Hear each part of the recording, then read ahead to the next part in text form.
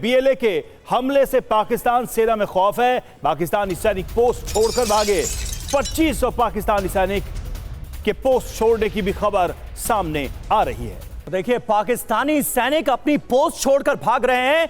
अंजाम ये होगा, ये किसी ने सोचा नहीं होगा। पाकिस्तानी सेना क्या बीएलए के फाइटर्स के आगे सरेंडर कर रही है? कुछ इलाके ऐसे हैं क्या? बीएलए का कहर, पाकिस्तानी सेना में भगदड़, बढ़ती असुरक्षा से दहशत में है पाकिस्तानी सैनिक। कब किसको कहां मौत के घाट उतार दिया जाएगा, किसी को पता नहीं। बलूचिस्तान में बड़ी संख्या में पाकिस्तानी सैनिक पोस्ट छोड़कर भागे हैं, ये खबरें आ रही हैं। एक सप्ताह में ही 2500 सैनिक पोस्ट और सेना छोड़कर भाग गए। ज्यादातर सैनिक सऊदी अरब, कतर, कुवैत और यूएई गए। सेना में जान जोखिम में डालने के बजाय आर्थिक तरक्की का रास्ता इन्होंने अपने लिए चुना है। ये हालात नजर आ रहे हैं बीएलए के कहर के बाद। तो बिल्कुल सबीर, जिस तरीके से ये खबरें आ रही हैं, ये तो और भी चौंकाने वाली हैं। अगर इस तरह से पाकिस्तान सेना चौकियों को खाली कर रही है बीएलए के डर से, तो कहीं ना कहीं इतना बड़ा ये प्रश्न चिन्ह है पाकिस्तान की सेना के ऊपर कि वो बीएलए के सामने इस तरह से घुटने टेक रहे हैं। देखिए, बीएलए के जो हमले हैं उसको लेकर ये सारे दावे सामने आए। चौतरफा गिरे शहबाज और टुकड़ों में क्या बटेगा पाकिस्तान, क्योंकि विरोध की आवाज तो कई जगहों से उठ रही है। बलूचिस्तान में बीएलए का ये बड़ा प्रहार हुआ है और लगातार देखिए ये सुर्खियों में बना हुआ है। अफगान बॉर्डर पर टीटीपी का कहर लगातार जारी है, वो पाकिस्तानी सेना के नियंत्रण से बाहर है। पीओके में आम जनता का भी कई बार हमने विद्रोह देखा है, कई बार बड़े जलसे देखे हैं और इस तरह से राजधानी को भी घिरते देखा है। मुल्क में कंगाली और जेब खाली। पाकिस्तान की माली हालत कैसी है ये सभी जानते हैं। सेना का हर संस्थान पर एक तरीके से कंट्रोल है, नियंत्रण है, और यही वजह है कि बार बार ये कहा जा रहा है कि क्या पाकिस्तान एज अ स्टेट और वहां पर जो पॉलिटिकल लीडरशिप है उसका बड़ा फेलियर है। अजीम भट्ट साहब यही समझना चाहेंगे। एक तरफ तो आर्मी को इस तरह की चीजों का सामना करना पड़ रहा है, न टीटीपी कंट्रोल में, न बीएलए कंट्रोल में।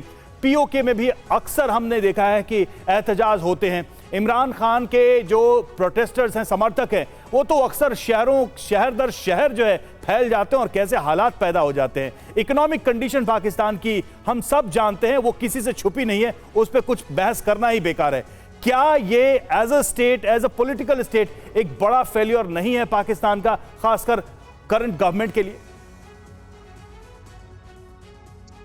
Thank you very much. देखें, मैंने तकरीबन 20 मिनट आपकी जो फैक्ट के बगैर झूठ था उसको सुना है, तो मैं उम्मीद करूंगा कि सिर्फ 2 मिनट आप मुझे सुन लें, क्योंकि मैं सिर्फ आपको सुनने को नहीं आया हूं। अगर आपने मुझे बुलाया तो डेफिनेटली मैं फैक्ट बताने के लिए आया हूं। मैंने बात तो शुरू करिए जी। मुझे टोकिएगा ना, मुझे पता है आप लोगों का, क्योंकि आपसे सुना नहीं जाएगा, मुझे पता 30 सेकंड में आप मुझे टोकेंगे। पहली बात तो ये कि कंडेम करूंगा मैं इंडियन मीडिया के इस रोल को, क्योंकि मुझे एपीएस का वो वाकया याद है कि जब एपीएस का वाकया हुआ था तो भारतीय मीडिया ने बड़ी जिम्मेदारी का मुजाहरा करते हुए उसको कंडेम किया था। और मुझे याद है कि काफी न्यूज चैनल पर आपके एंकर्स की आंखों में आंसू थे जब उन्होंने वो खबर ब्रेक की, क्योंकि वो ह्यूमैनिटी के ऊपर जो है वो एक हमला था। आज जिस तरीके से ट्रेन हाईजैक, जिसके अंदर सैकड़ों, हंड्रेड्स की तादाद के अंदर आम लोग मौजूद थे और उसके अलावा जो शहीद किए गए उनमें भी आम लोग मौजूद थे, उसको आप किस तरह से ग्लोरीफाई कर रहे हैं, इसके ऊपर आपको शर्म आनी चाहिए पहली तो। दूसरी चीज ये कि आप बार बार जो बात कर रहे हैं कि बीएलए ने अटैक किया है। अजीम एक मिनट, कोई ग्लोरीफाई नहीं कर रहा है। नहीं अजीम ये गलत बात है, ये गलत बात है। कोई ग्लोरीफाई नहीं कर रहा है, कोई ग्लोरीफाई नहीं कर रहा है। जहां कहीं भी किसी का खून, किसी मासूम का खून बहाया जाएगा, हम उसके खिलाफ खड़े रहेंगे। भारत का ये स्टैंड आपको बहुत क्लियरली पता है। लेकिन अजीम, जिस इंसिडेंट का आप जिक्र कर रहे हैं, बीएलए ने ये क्लियर किया है, बीएलए ने ये क्लियर किया है कि आम लोगों को छोड़ दिया गया।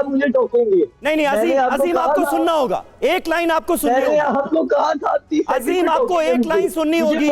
बीएलए ने ये क्लियर किया कि जो आम लोग हैं उनको छोड़ दिया गया, जो पाकिस्तानी सेना के जवान हैं उन्हें मारा गया। नो, आप सच नहीं सुन सकते। मैंने पहले आपको कहा था कि 30 सेकंड में आप मुझे टोकेंगे। सच और झूठ का फैसला आप छोड़ दीजिए।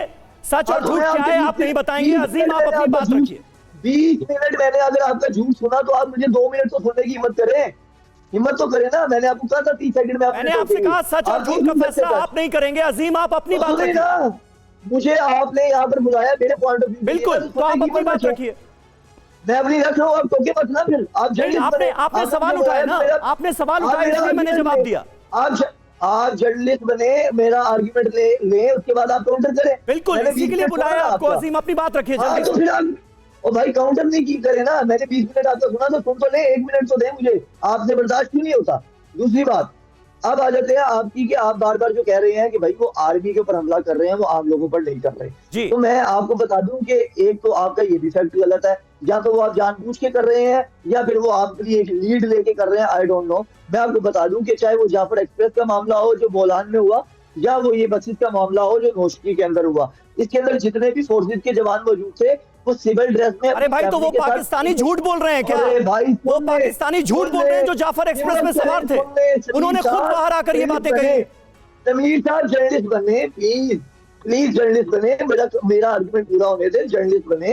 अगर आप मुझे नहीं सुनना चाहते, अपना झूठ फैलाना चाहते हैं, मैं चला जाता हूँ, लेकिन मुझे मेरा टाइम पूरा दे दे। उसके बाद आप बोलते रहिए झूठ भाई, लेकिन आप सुनने की तो हिम्मत करें, ठीक है?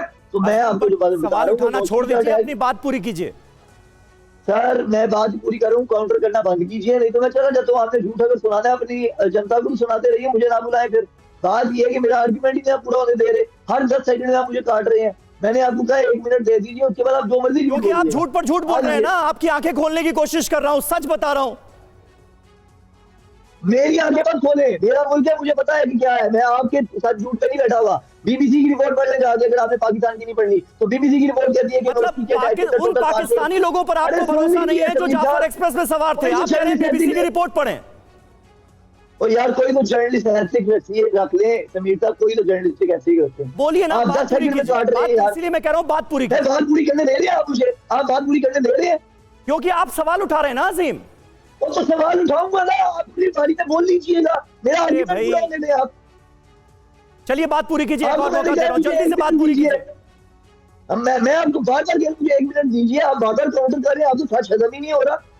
मैं आपको कह रहा हूं कि भाई बीबीसी एक इंडिपेंडेंट इदारा है, वो भी कह रहे हैं कि टोटल 5 लोग नौशकी के हमले के अंदर शहीद हुए, जिसके अंदर से 3 जो है वो सिक्योरिटी एहलकार थे और 2 सिविलियन थे। आप यहाँ पर उसमें से 20 मिनट से झूठ बोल रहे हैं। 90 फौजी मर गए, 90 फौजी मर गए। शर्म आनी चाहिए आपको। आप बीएलए का नैरेटिव यहाँ पर दे रहे हैं जो कि सच ही नहीं है। अरे शर्म तो आपको आनी चाहिए अजीम भट्ट, शर्म तो आपको आना चाहिए। आप किसको डिफेंड कर रहे हैं? आप किसको डिफेंड कर रहे हैं? मुझे काट रहे हैं। मतलब 77 साल से जो आजादी का आंदोलन चल रहा है बीएलए का, आप उसके बारे में क्या कहेंगे? उसके बारे में क्या कहेंगे? नहीं सुना आपने। एक आजाद मुल्क पर जबरन कब्जा कैसे हो गया? 1947 में जो मुल्क आजाद था वो 1948 में पाकिस्तान के अंदर कैसे आ गया? इसका जवाब देंगे आप? भाई सुन ले, बता रहे हूँ, सुन लेना, बता रहा हूँ, सुनने की हिम्मत करें।